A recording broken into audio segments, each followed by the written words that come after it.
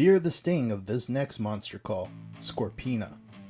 Described as the scorpion monster, and upon looking at her initial design of that being scorpion-like in her armor, and even with her hair becoming a scorpion's tail when grown to gigantic form, you would never guess that her origins might have been from Greek mythology. Her Zoo Ranger counterpart, Lamy, as suggested by her name, relates to that of a Lamia, or a night demon, that is known as the Child Devourer. Seems like it makes sense since her husband, Griffosa, is based on man-eaters.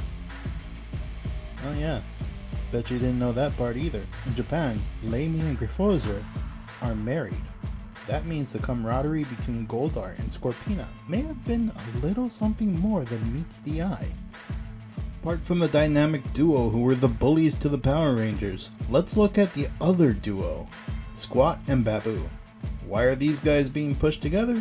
Because they're a dynamic duo. Also, they don't have a lot of development in the villainous dynamic duo. So let's begin. Our little pudgy, spiky-faced blue boy is based on a hobgoblin, a household spirit that was once known to be helpful but also mischievous.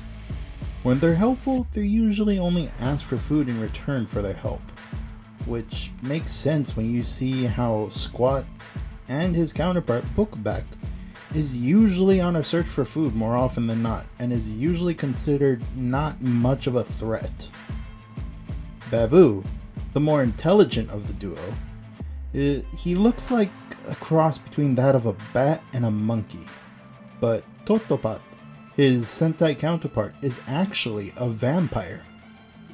That's right, our skinny furry blue boy is a vampire. Though I for one have no idea what kind of vampire he is.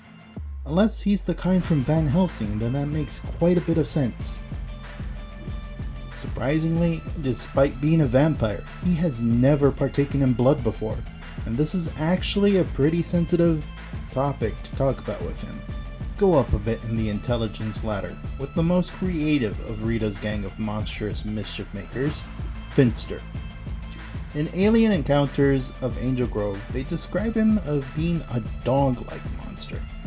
Well, I always thought he looked more like a goat because of the beard, but his Sentai counterpart, Puri-Puri-Kan, and trust me, this is a better way than trying to pronounce what his spelling is in English because it looks really weird, is actually a leprechaun.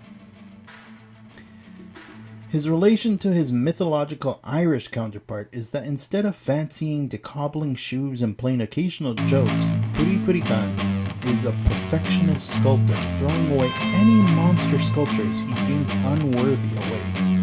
He's not malicious in nature, as he just likes to create. Though it seems, Puri-Puri-Kan is not bothered too much with Pandora's hatred towards children.